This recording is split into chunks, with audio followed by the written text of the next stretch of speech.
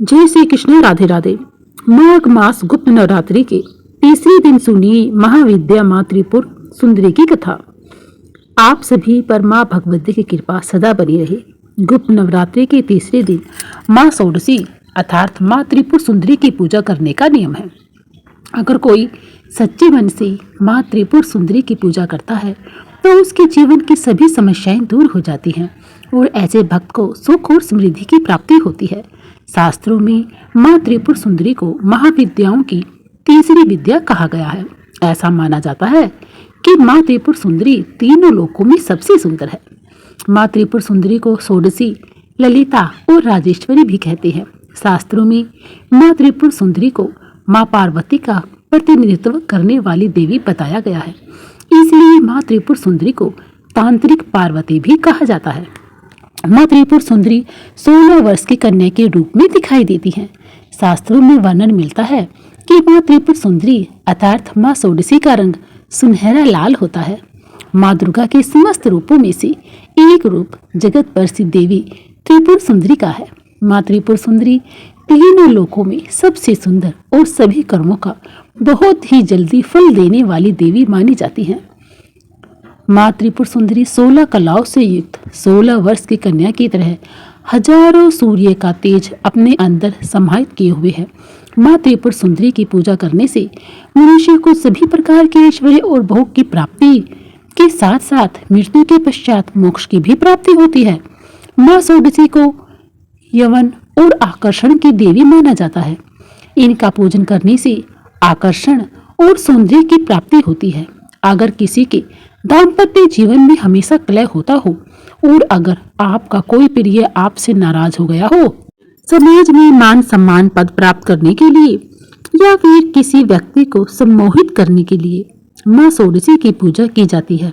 इनकी उपासना करने से भोग और मोक्ष की प्राप्ति होती है। माँ त्रिपुर सुंदरी की 4 भुजाएं हैं। यह अपनी भुजाओं में पास, अंकुश, धनुष और बाण धारण करती है।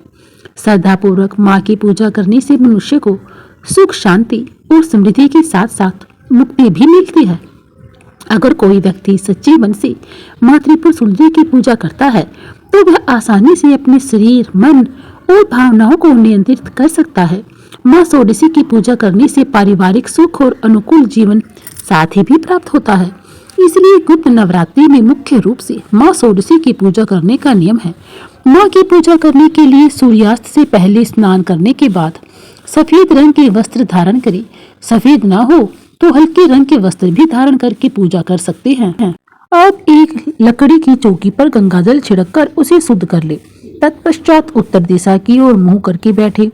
चौकी पर सफेद या गुलाबी रंग का वस्त्र बिछाकर माँ की तस्वीर की स्थापना करें। अगर आपके पास माँ त्रिपुर सुंदरी की तस्वीर या प्रतिमा नहीं है तो आप श्री यंत्र की भी स्थापना कर सकते हैं।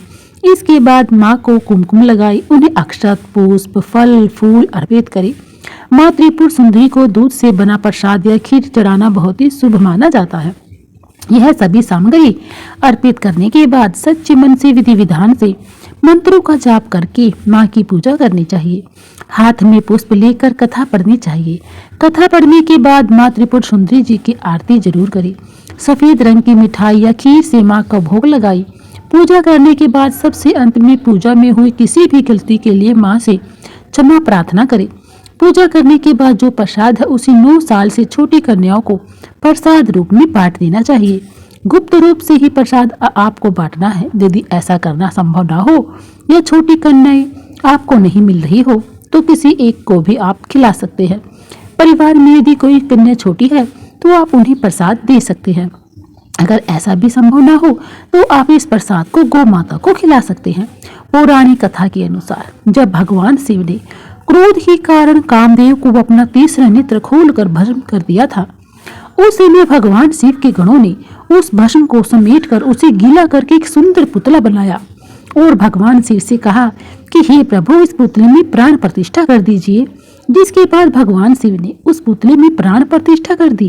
लेकिन उस भस्म से उत्पन्न होने के कारण उसी जो पुरुष उत्पन्न हुआ उसमें तमोगुण की अधिकता थी, जिसके बाद वह तीनों लोकों में हाहाकार मचाने लगा।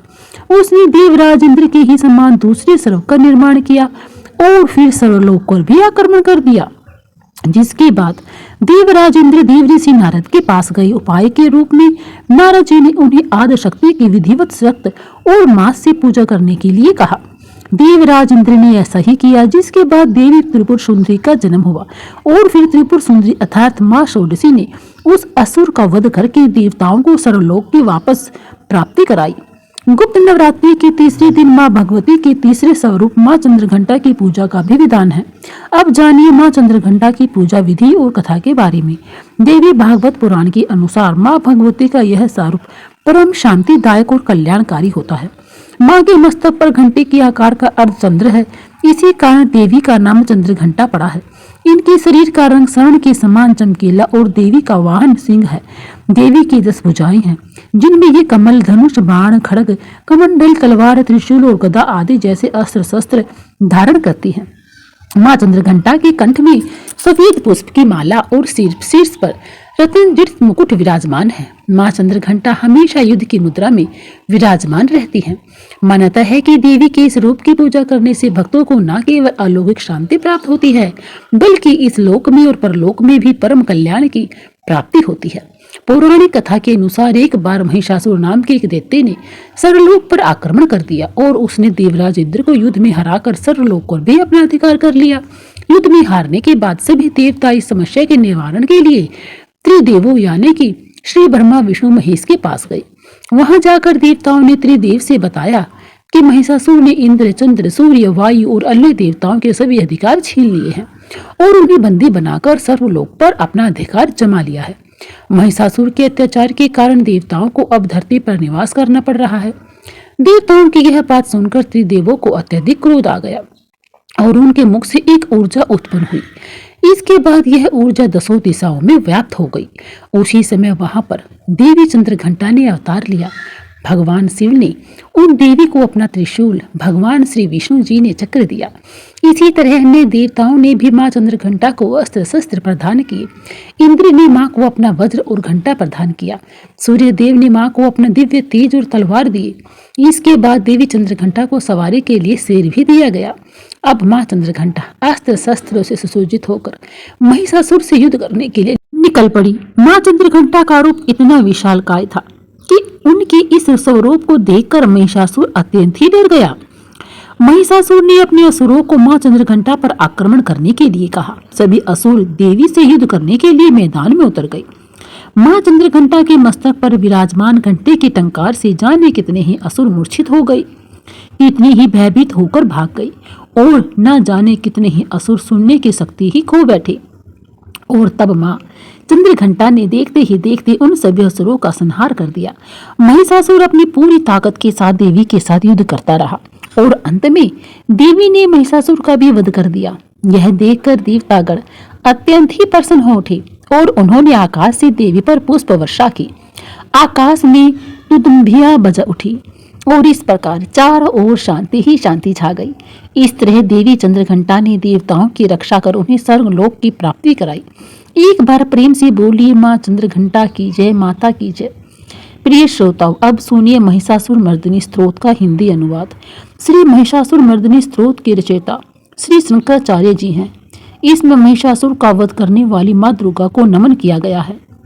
महिषासुर की तरफ देख मां दुर्गा के अंदर ममता उमड़ने लगी। मां दुर्गा की दृष्टि से महिषासुर के शरीर में फिर से चेतना लौटने लगी, जिसे देख सभी देवता भयभीत हो गए।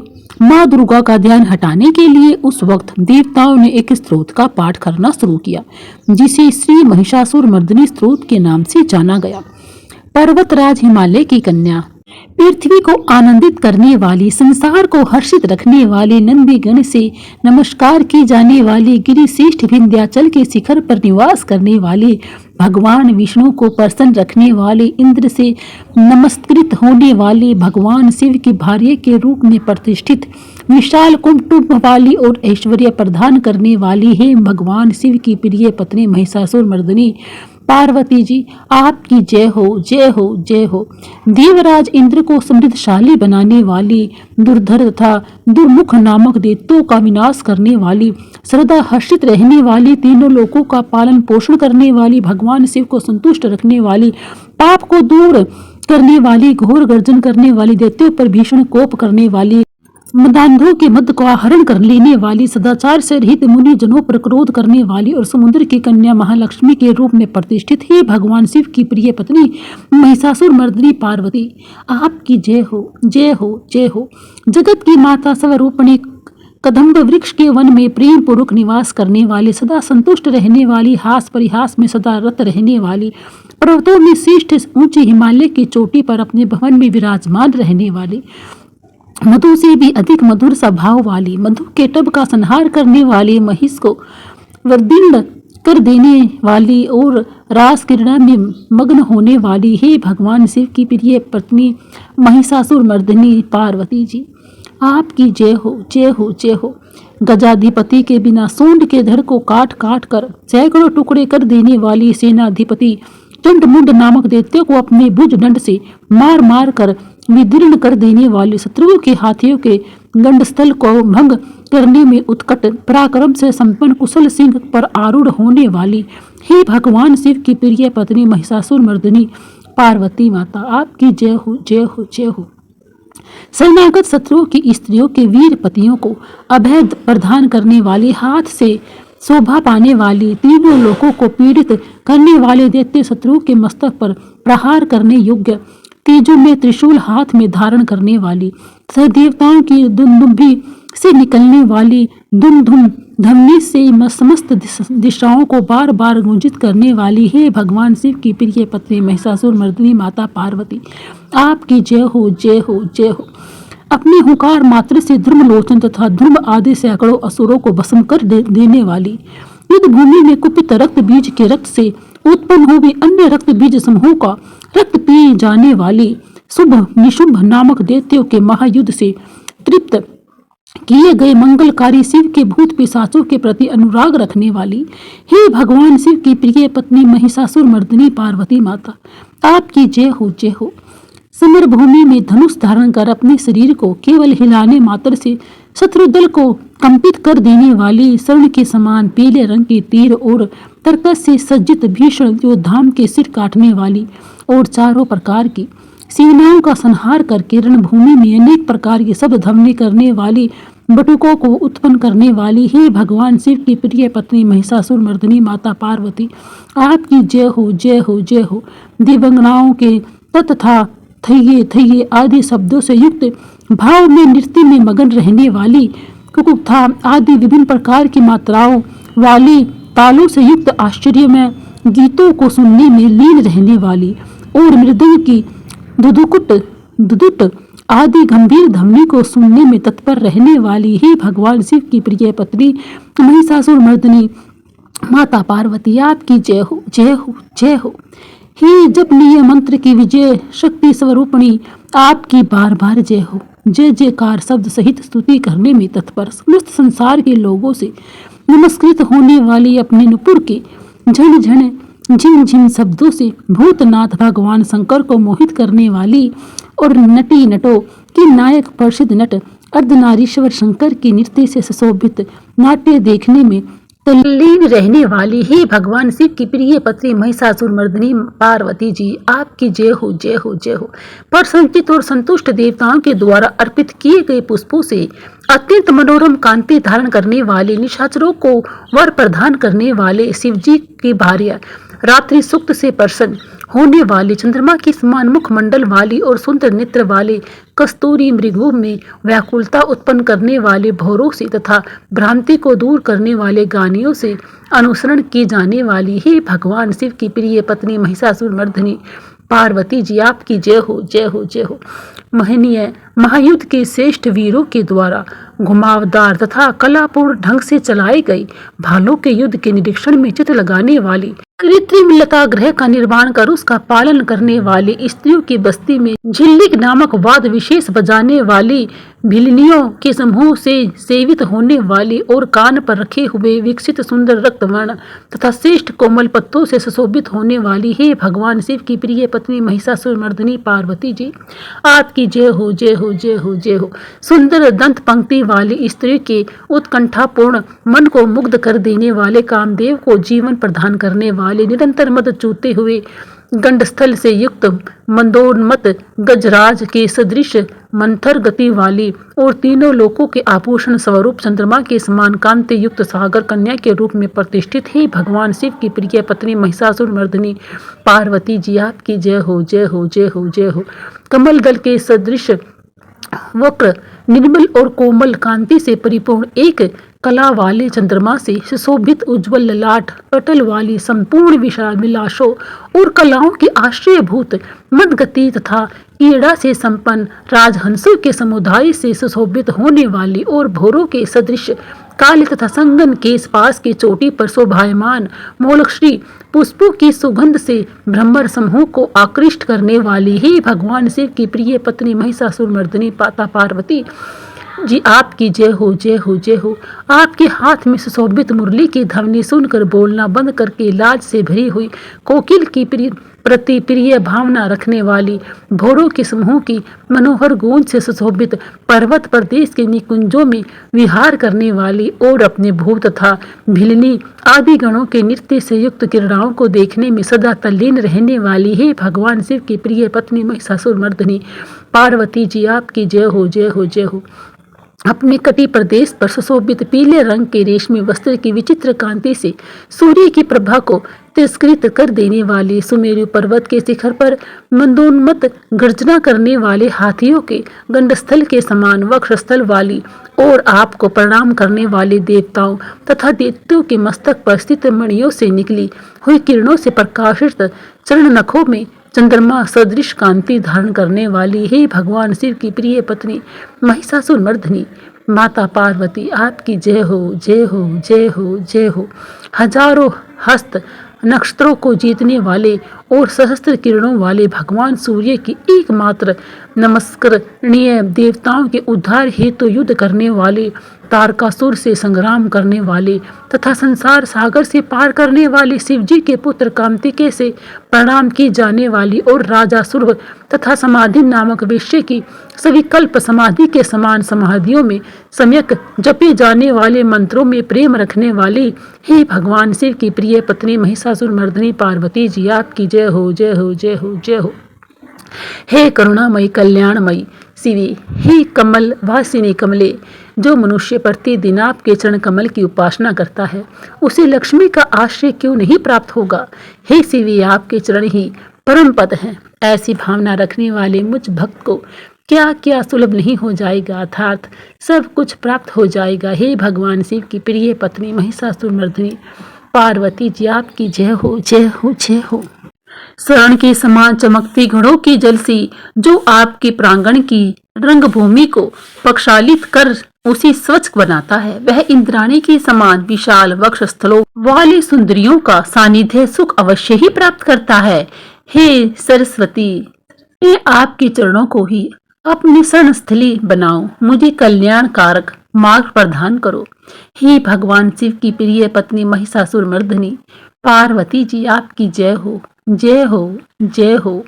सूरज चंद्रमा के सदृश सुशोभित होने वाले आपके मुख चंद्र को निर्मल करके जो आपको प्रसन्न कर लेता है, क्या उसी देवराज इंद्र की नगरी में रहने वाली चंद्रमुखी सुंदरियां सुख से वंचित रख सकती है।